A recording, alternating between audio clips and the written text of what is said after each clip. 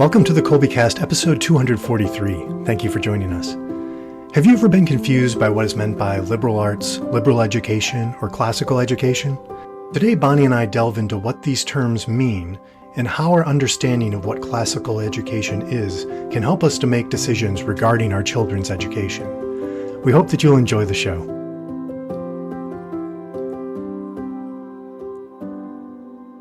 Hi there, I'm Bonnie, Kolbe homeschooling mom of 4 lads and lasses, liturgical musician, popcorn, and podcast fanatic.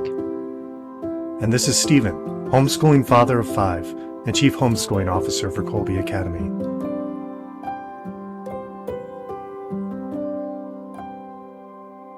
Something a little different today. We're taking this time to address some foundational principles here at Kolbe. We have touched upon these many times, and we kind of find ourselves using some lingo, the word I like to use, classical education, liberal arts, liberal education. Stephen has prepared a great deal of information for us to visit about and remind ourselves kind of what we're doing here, what the end goal is, why we undertake this particular course of study, and what we're hoping for for our families as we do this day in, day out. Stephen, where's a good place to start? Well, I think yeah.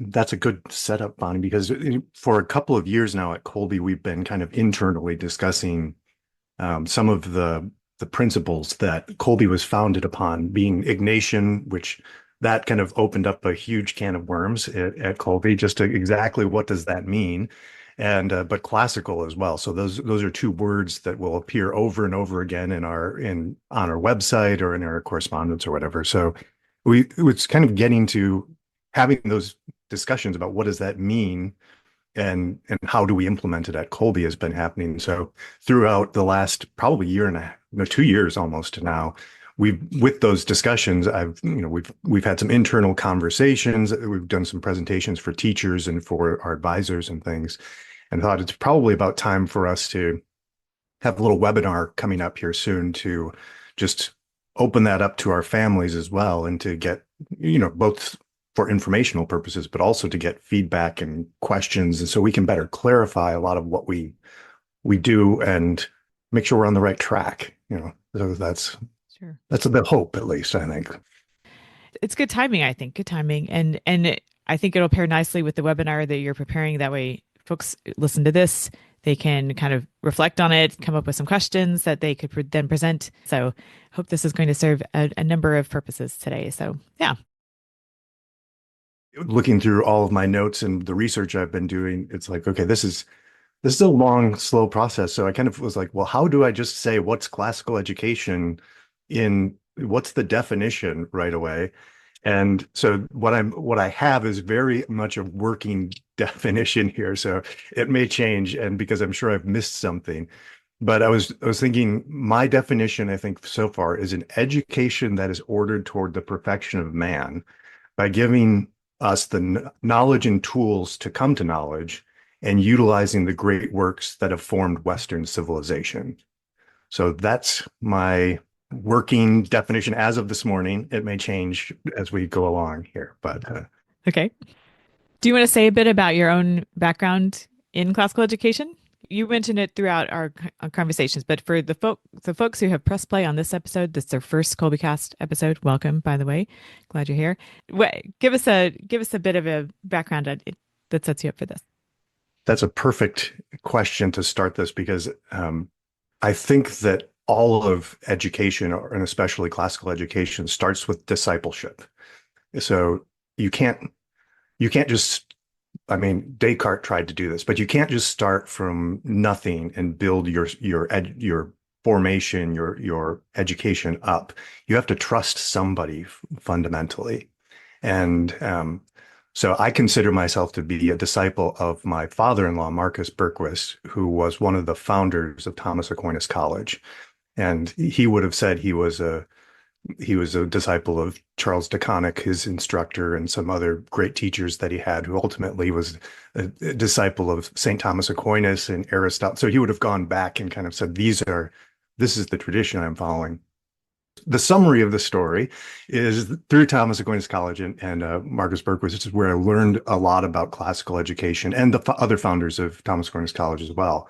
But now that I've joined Kolbe, I've discovered that the founders of Kolbe seem to really be largely impacted by those same documents that were part of the founding of Thomas Aquinas College, and in addition to some of the a love of Saint Ignatius of Loyola, who in what I've in the studies I've been able to do, seems like he likewise followed when he was instituting how to educate people a lot of the same discipleship of Saint Thomas Aquinas and the love of great works, beautiful works of literature and history and all of these things. So that's a little bit about discipleship. So who I follow, but Thomas Aquinas College in its blue book, it's their founding document, which I guess we can probably link to here in the show notes, was one of my foundational sort of works. And I remember reading that. One of the first things you do at Thomas Aquinas College as a freshman is you have these practice seminars because it's a great books program. It's all ordered. It's classical education. They'll talk about liberal education or liberal arts as well, which we'll make distinctions about. But so it was reading the foundational book as one of these practices and getting to be able to discuss with your classmates and figure these things out. And I just so happened to have he wasn't my father-in-law at the time, obviously, but Mr. Berquist or Marcus Berquist was the leader of that seminar.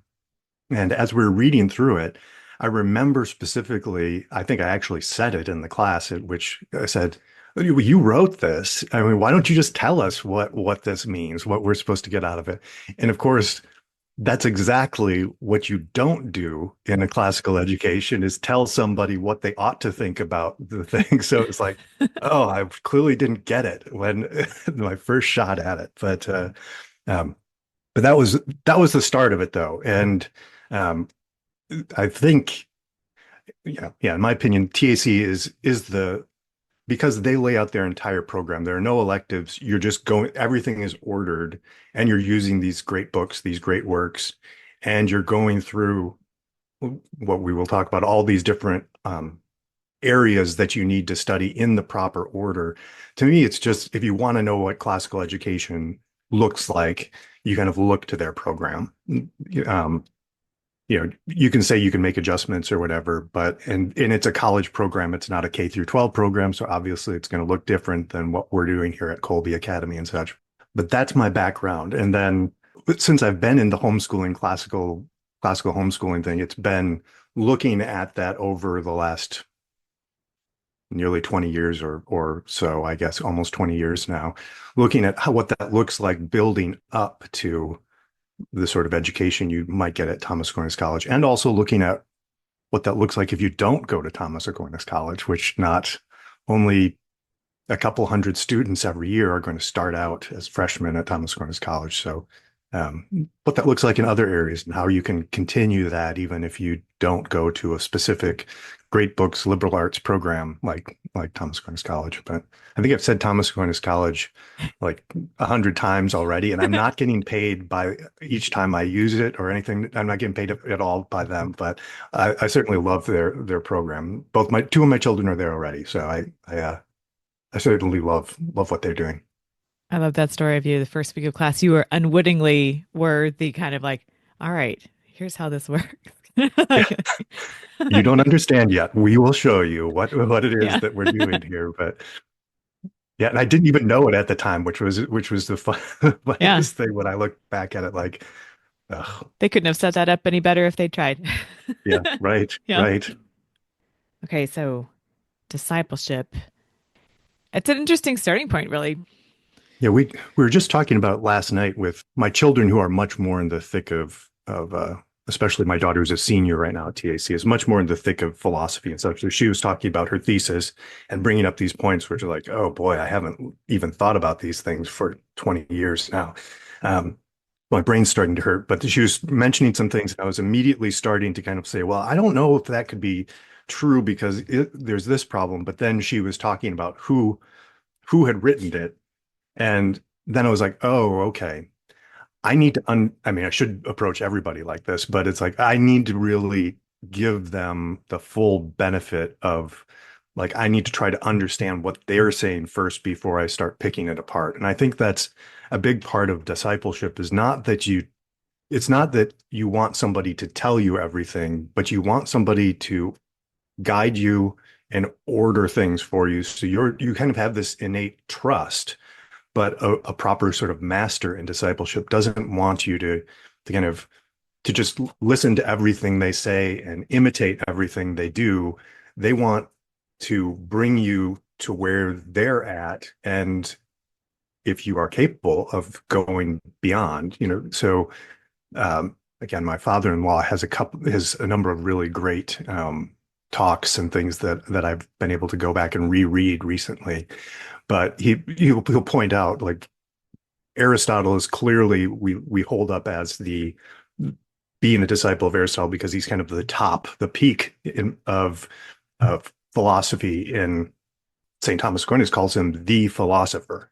So, but he was a disciple of Plato, who was in turn a disciple of Socrates. And so, where Aristotle gets to, he couldn't possibly do without this, like, once in a eternity sort of occurrence of this great philosopher Socrates, who has a great student in Plato, who has another great student in Aristotle, and and then I guess Alexander the Great was a disciple of Aristotle, but he was a little bit more. I don't know if he could add much to Aristotle, so he just went and conquered the world, I guess. But I'm getting off. I remembered Alexander the Great there, but it's going to somebody that you think is wise and good, and letting them point you in the right direction and guide you a little bit. So at no point are you still trying to rest in just quoting what the master says, but it assumes an amount of goodwill that you're going to them because you see that they're wise and other people think that they're wise, and allowing yourself to be guided by them because they ought to tell you, hey, we're not talking about that yet. We're not going to read that book yet. We're not ready for that. I need you to understand this first, and then this, and then this, and we'll keep building on it. And if you don't have a master, if you're not a disciple of somebody or of some school, basically, you can find yourself just running back and forth or picking up things that you're not prepared for that seem very glamorous. And before Thomas Aquinas College, I thought philosophers were just nutty hippies that like to smoke a lot of marijuana and do strange things, because my experience were with philosophy majors were people who didn't have good formation. They went up and read a lot of modern philosophers that they didn't really seem to understand.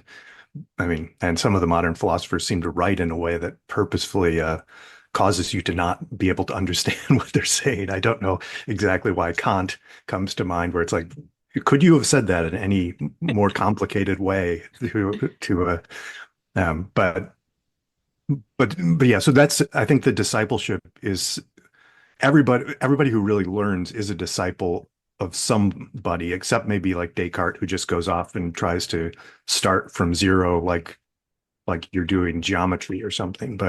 Um, but other than Descartes, I think everybody is kind of working off somebody else, what they've learned. Yeah. And this is an intentional way to approach that. Yeah.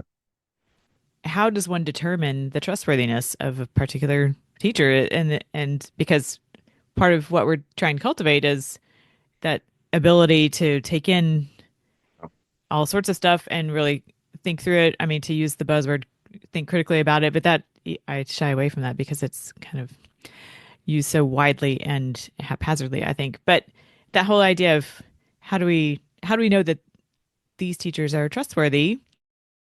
I think that's a really good question, because I don't know where you'd go if you weren't Catholic. And as far as the tradition, because we have such a clear path where, the church, we've got scripture, we've got the teachings of the church, we have great doctors of the church who doctor in the sense of just being a teacher, basically. And then the church has actually held up St. Thomas Aquinas as the doctor of the church. And then he holds up Aristotle as the philosopher. So when you have the guidance of the church, you have all of these great documents, and then you're going to also be holding up, you know, well, it's always good to wait for a while because like right now we've been really blessed to have some beautiful works by St. John Paul the Great, and we've got Pope Benedict the 16th, Cardinal Ratzinger, who just was a brilliant theologian. But normally, just like with sainthood, you want to wait for a little bit, or with literature or anything, so you kind of let things sit for a little bit and see what happens.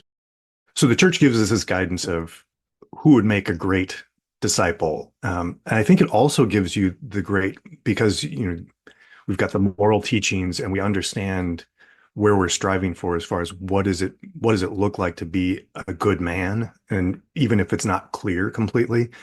So we can look around and see, like, okay, here's this brilliant guy out there who's an atheist who seems to have these really interesting things to say, and we know, hmm, he might have a lot of interesting things to say, but is that the guy I want to follow? Because he doesn't even seem in his great reason to be able to come to a knowledge that God exists. And that's where we ultimately want to be. So that would be a hint, at least, or like, oh, this person seems to have, their life is kind of a mess, or they don't seem to be acting as in a way that is what I would like to be like in the end. So there's some of the moral sort of character of people, I think, is a good indication.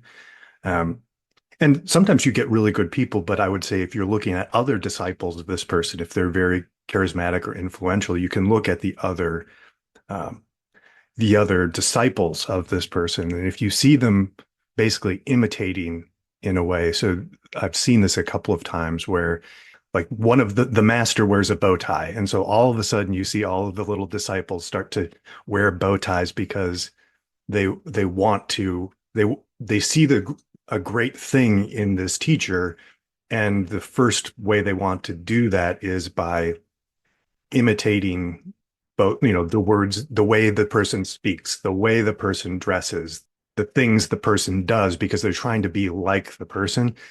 And I think you have to be, I mean, that's going to happen to a certain extent, but I think you have to be a little wary of that, because I think a really good master would discourage that from his disciples. It's like, no, don't try to be like me in all of those ways. Follow my teachings, follow these things, because I think every good master essentially knows that they're very, like all of us, they're very flawed people. So it's not like, don't mimic all of that.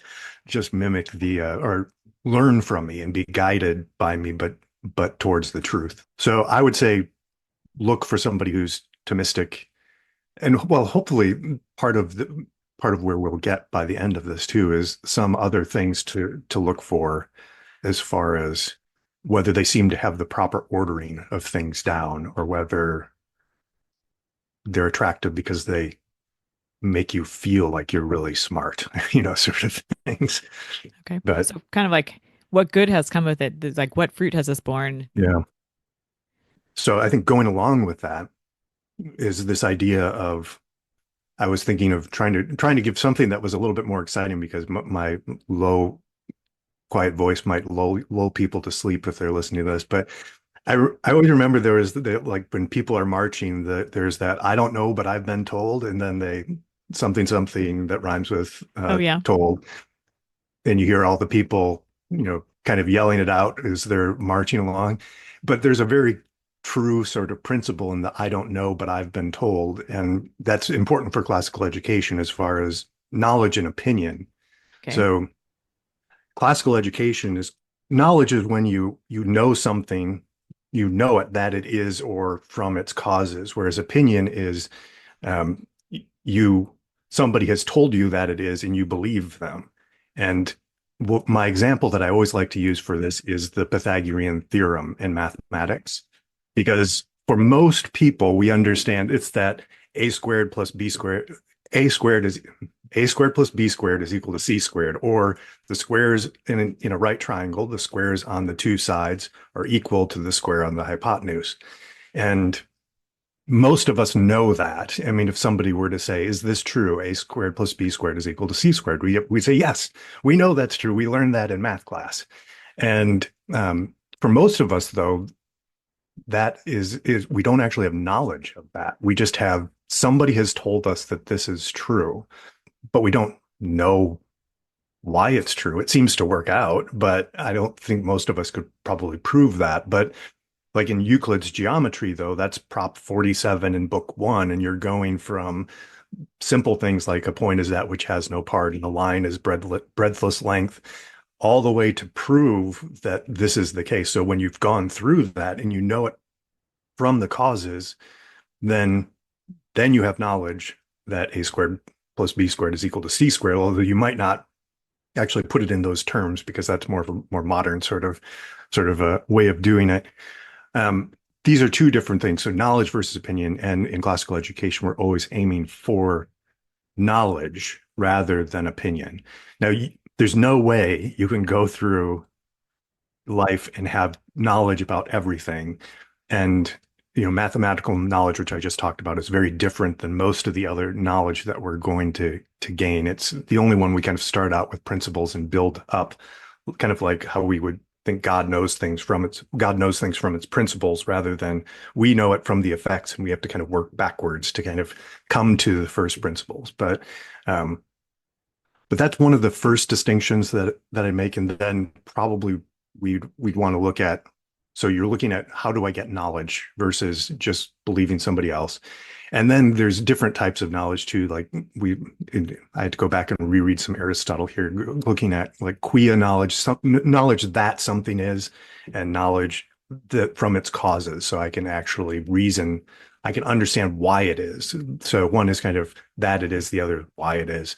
And we're always kind of looking for knowledge about why something is so we can explain it through its causes if we can.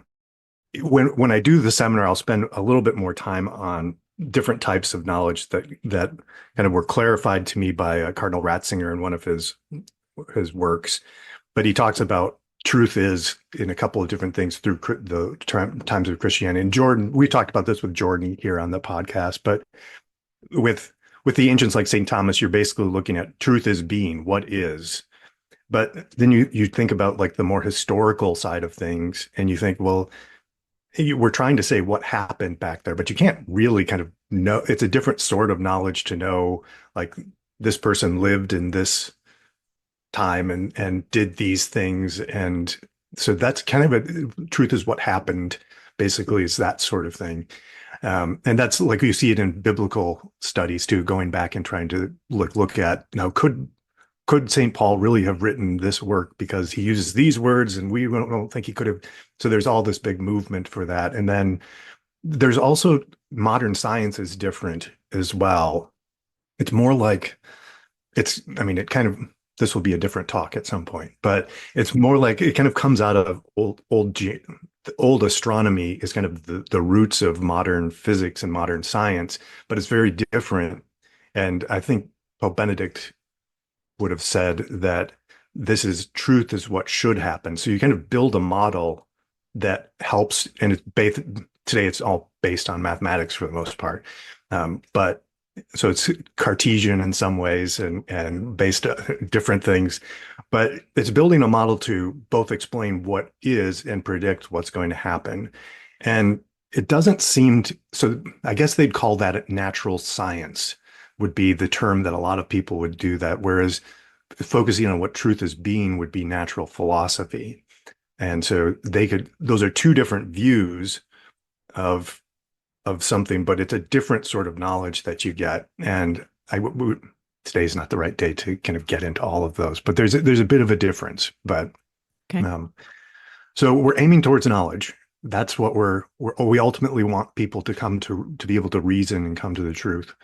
And so then I think there's kind of to step back and say, well, what are the prerequisites for studying to do this? And this is where we get into our wonder, though, Bonnie, I think, because if you don't care, there is nothing you can do to teach somebody something. I mean, they're kind of intellectually dead then. So if you don't have that initial wonder, if that's been stomped out of somebody or the fire has never been ignited, then it's pretty hopeless because the knowledge should be kind of self-activity. You should be That's why my father-in-law wouldn't tell me what he meant in the work. He wanted me to use my mind to reason through it to come to what it was that he was trying to communicate in those documents.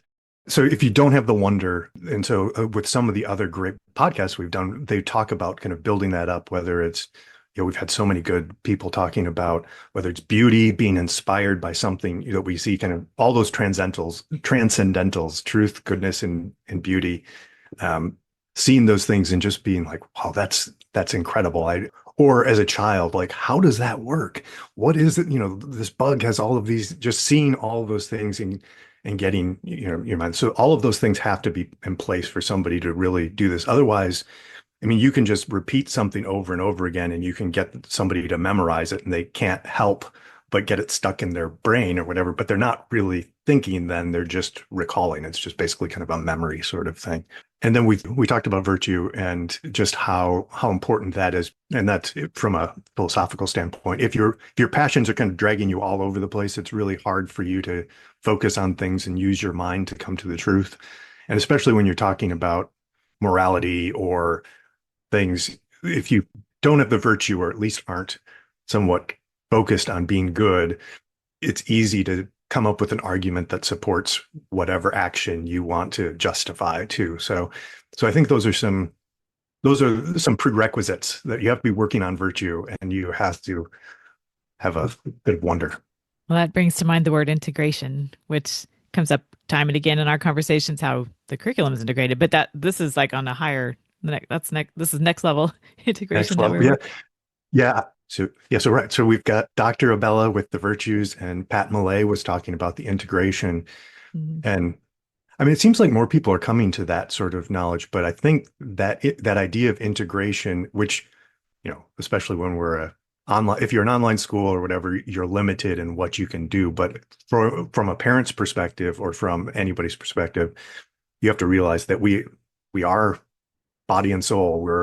So all of those things have to be functioning properly, really, for us to be in the ideal place for learning, for coming to knowledge, and for being happy.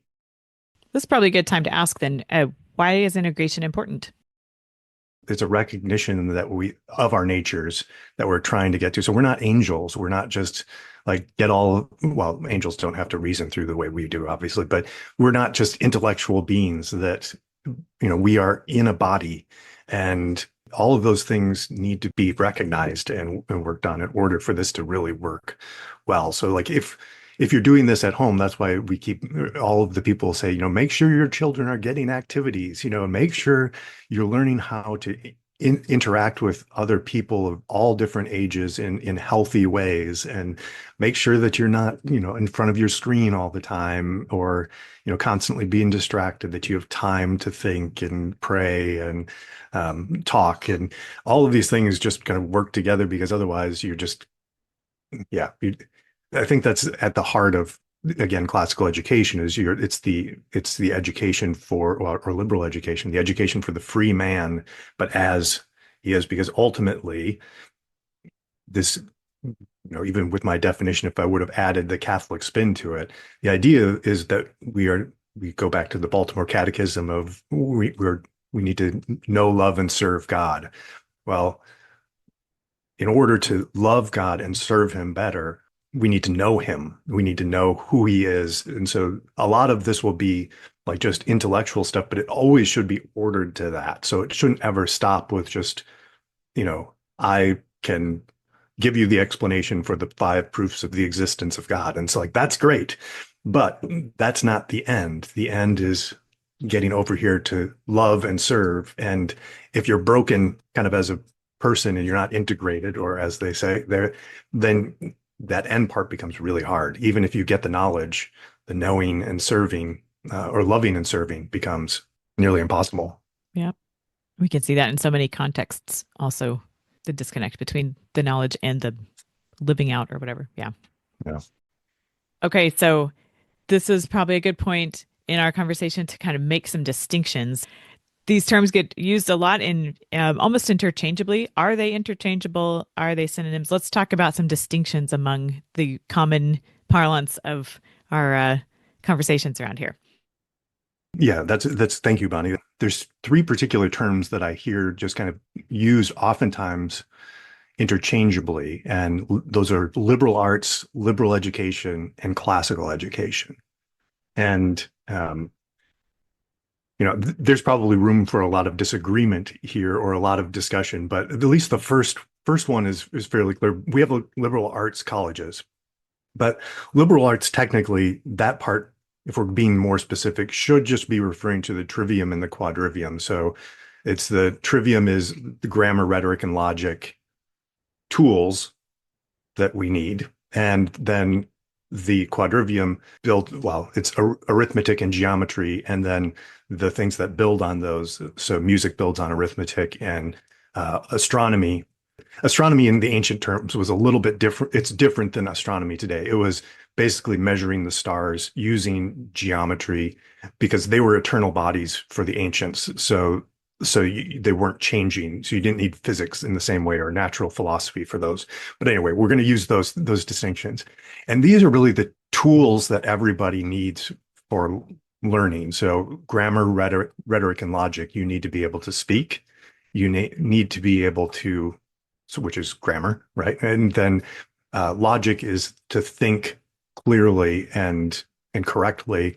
And then rhetoric is to be able to say things well, to be able to present things in a beautiful, convincing manner, which you want that kind of oftentimes to follow, both grammar and logic, because you want to be persuading people toward the good rather than elsewhere. So, or towards the true. So those are the liberal arts, but those aren't clearly the end of where we want to get, because you notice we didn't mention anything about philosophy or theology in the liberal arts. The liberal arts is going to be the education, so it's liberal as in freeing of the free man, and the free man is able to understand, to come to the truth on his own. He's not a slave, so it's both, like Jordan had mentioned in one of the earlier episodes. It's the education that a free man ought to have, because he has both the leisure and the freedom to pursue it. But it also is freeing insofar as using these tools of being able to think, he's able to come to knowledge on his own. So he isn't a slave of somebody else telling him what to think, and he can also evaluate different things. He can ponder and decide for himself what's true and what's false. So that sort of liberal education is going to start like with the liberal arts, because you kind of need those tools to start out. But then you'd go into like natural philosophy, which is kind of coming to causes, universal causes of things, and you could study natural science. Metaphysics is kind of the studying of the philosophy side of getting to the first causes. So like Aristotle's metaphysics is basically showing that a God exists, that one God exists, who is, he gets to all of those things through reason, which is why St. Thomas can use his works. But then obviously we want to go into theology to study, to actually study St. Thomas and study, bringing together both natural or metaphysics, so from the natural world with divine revelation, to kind of combine those so we can better understand the Trinity, we can better understand the incarnation. I mean, I say understand.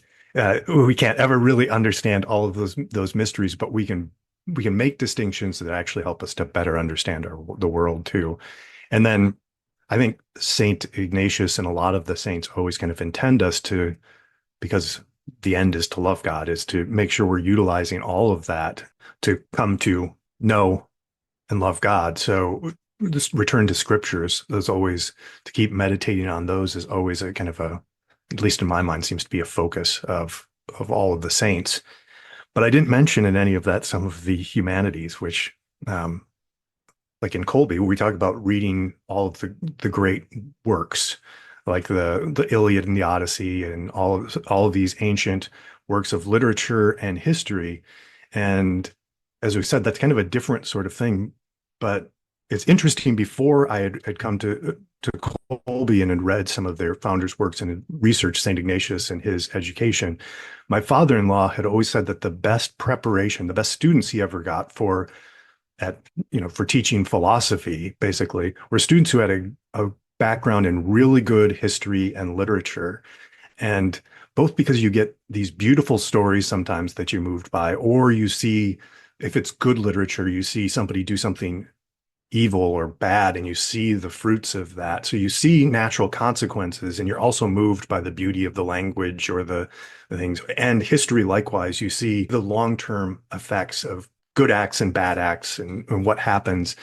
And I always loved that because when you're thinking about deciding things as you're a high school student or whatever, you don't see the long-term effects of like, oh, I don't see what's so bad about me just doing drugs, just here and there, as long as I'm not addicted and I'm not hurting anybody.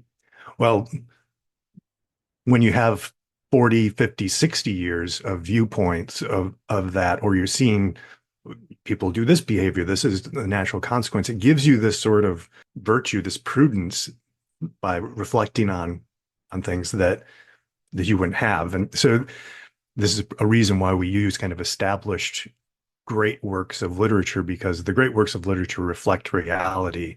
And the problem with a lot of stuff that you'll see that's modern, or I'm sure it happened in every generation, but a lot of the things that are more recent that haven't been filtered out will oftentimes have that flaw where they're showing like a good person doing bad things and not suffering the consequences, or a, a bad person doing good things, which they selfless things, which without the grace of God, they really wouldn't be able to do because their soul is such that they've become selfish and bad. So that so he would talk about the benefits of those things leading into liberal education and then utilizing some of those to do it. But there's also, I think, a secondary reason, and this is kind of the overall great books reason too, is that some of the great works that you're reading, both history and literature, but also it's influenced all of the great thinkers. It's the same things people have read.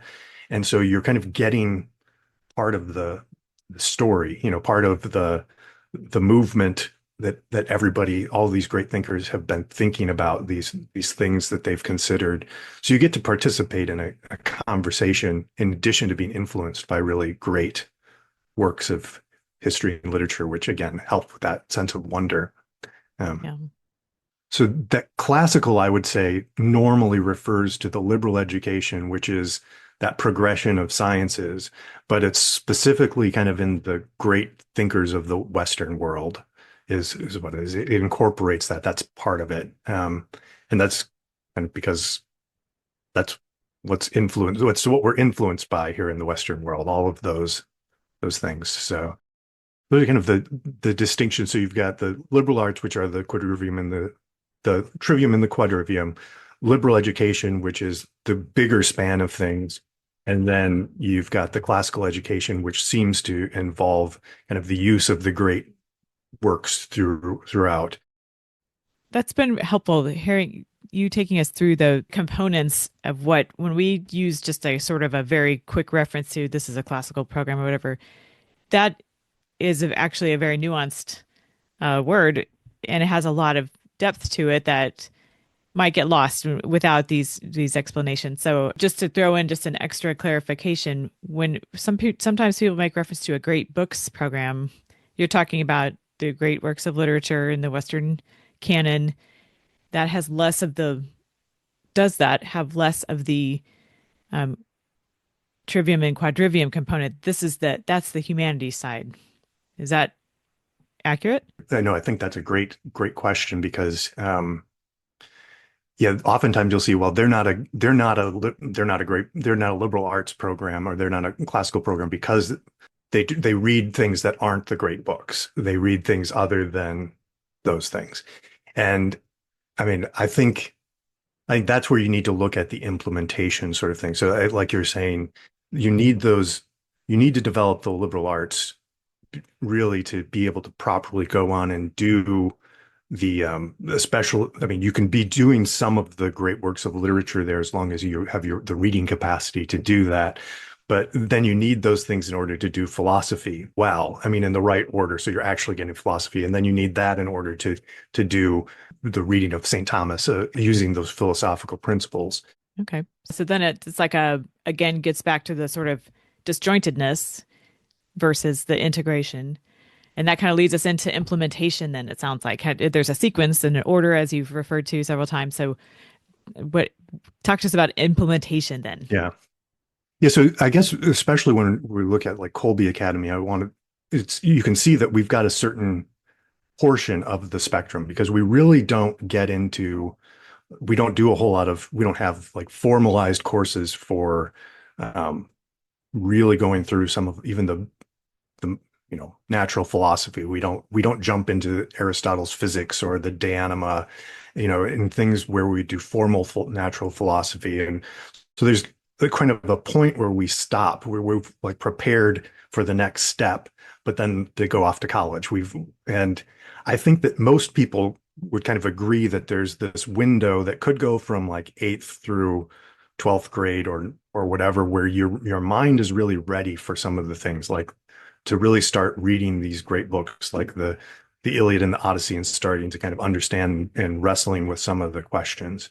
Um, but you'll notice, like at Kolbe Academy in particular, we see those great books starting really predominantly in ninth grade, and then we're getting a lot of original authors. So we're incorporating that canon of Western, like in our humanities, the history, the literature, and some of the works of the doctors of the church and stuff. We're starting to read some of those to be influenced by them. Then you say, well, is Kolbe not a classical program before that point? And I'd say this is my saying I like to use here is you don't, even though, like a filet mignon is really great. Or a ribeye would probably be my top point of food if I had to choose some meal that I would really like to eat. But even if that's the best, you don't give your 1 month old child a big chunk of ribeye. They don't have the teeth to chew it. It's not good food for them. So with all of these things, it's preparing them for this. So this is why it's important to keep kind of the end in mind. So that at first you want to keep inspiring that wonder. You want to get that integration with the exercise and all of that sort of things, but you're building up the ability to, do some arithmetic. You're learning how to read, because if you can't read, you can't read the Iliad, obviously.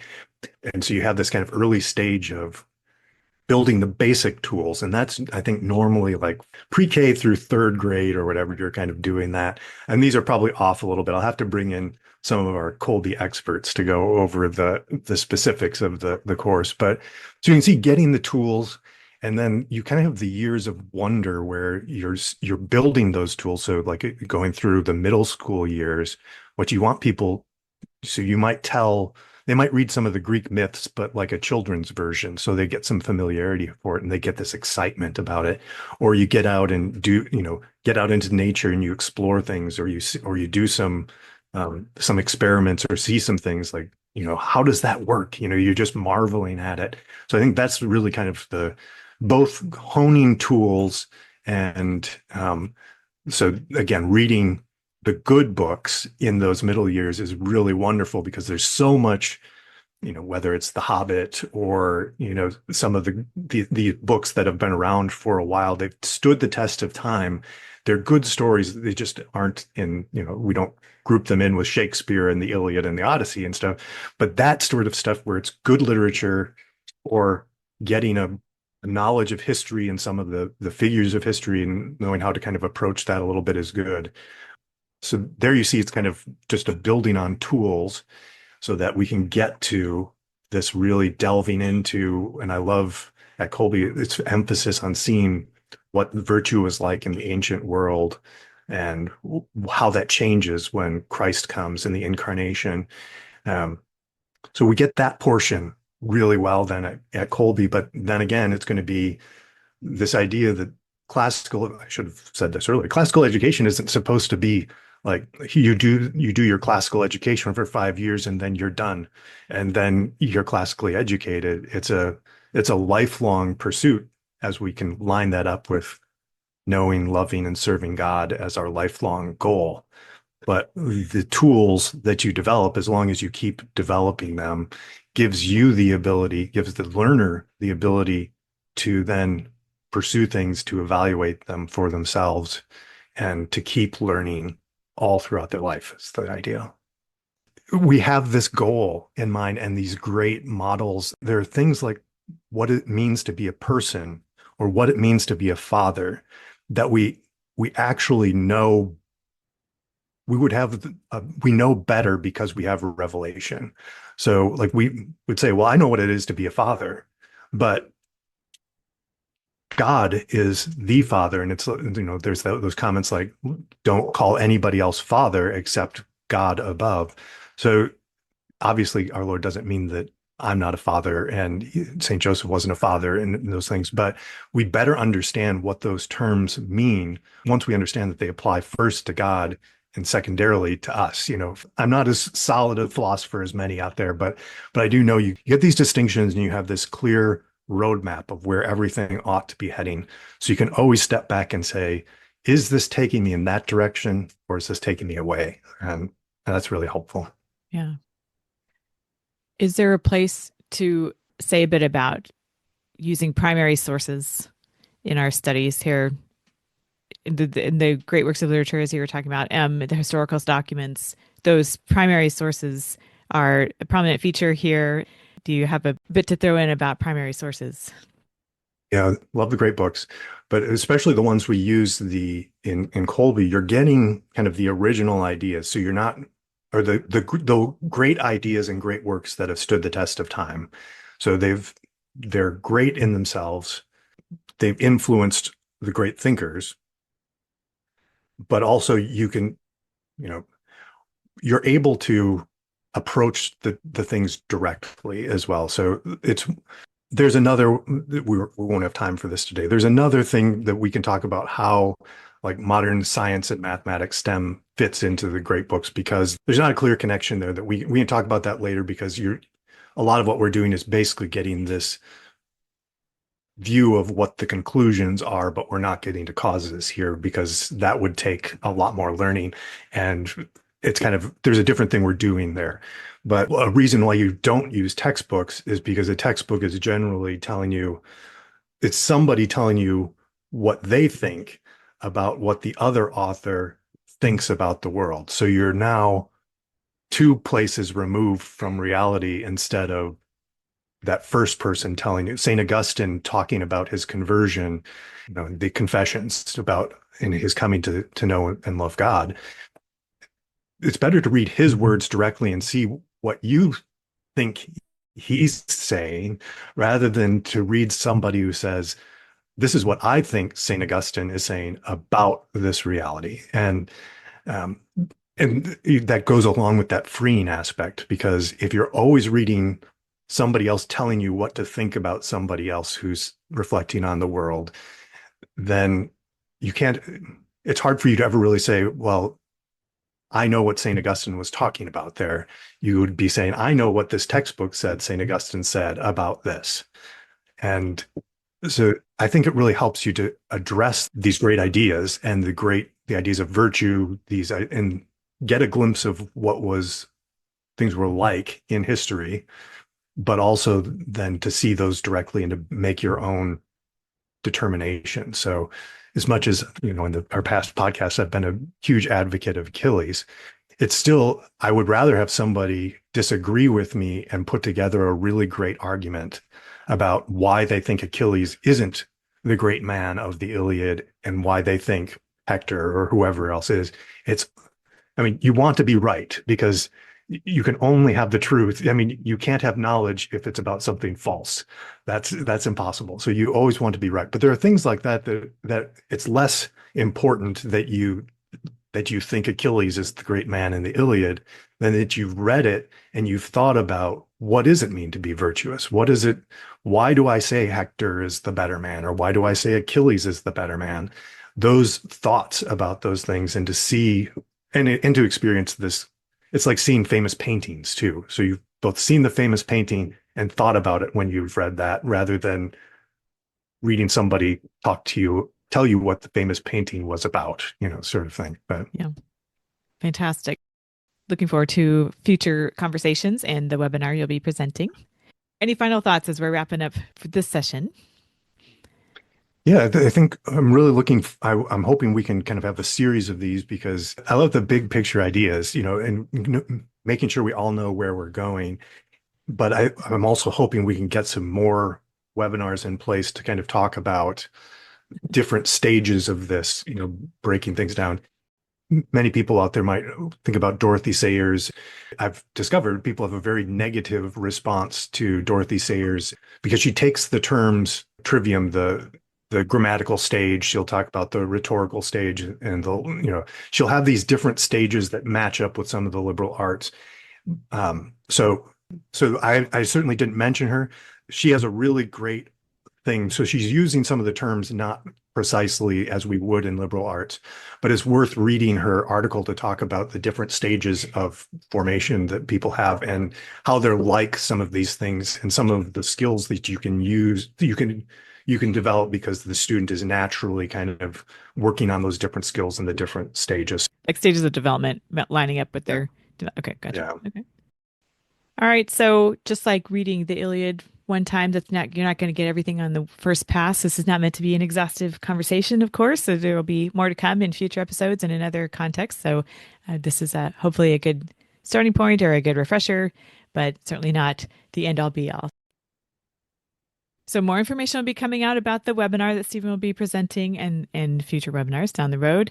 Our show notes will have links to previous Kolbecast episodes that relate to our conversation today, specifically one with Jimmy Mitchell about beauty, with Dr. Andrew Abella about virtue, and with Pat Millay about integration. There are several others, though, that relate nicely with this conversation. And there's actually a filter on among our podcasts, the classical filter that is applied to many more Kolbecast episodes. So if you go to the Kolbe website, kolbe.org/podcast, and scroll down, you can select the classical filter and see several more episodes that would feature nicely in this conversation. Yeah, it'll be nice if certainly when you hear about the webinar, hopefully you get an invitation through the email about that. If you come, bring your questions or send us your questions through the Kolbecast beforehand, so I can actually have a chance to think about them and not say, that's a really great question. I'll have to think about that for a bit. Sure. So our Kolbecast email, podcast@kolbe.org. That's, of course, KOLBE.org. So podcast@kolbe.org. Send us the questions, suggestions, things that you'd like to hear on the Kolbecast in the future, anything specific to this conversation. Stephen, I've really appreciated your presentation and just enjoyed hearing you in this mode. This is we usually are talking to other folks. It's been fun to kind of put you in the hot seat and make you the guest today. So I appreciate you doing that, and I look forward to our next conversation. Thanks so much. Well, thanks, Bonnie. It's been great to spend time with you today. Thanks. You too. Subscribe to the Kolbecast on your favorite podcast app so that you don't miss an episode. And let us know how we're doing by leaving a rating or a review. And as always, feel free to email us at podcast@kolbe.org. Mary, our Mother, pray for us. St. Maximilian Kolbe, St. Ignatius of Loyola, holy saints and angels, pray for us. Ad maiorem Dei gloriam.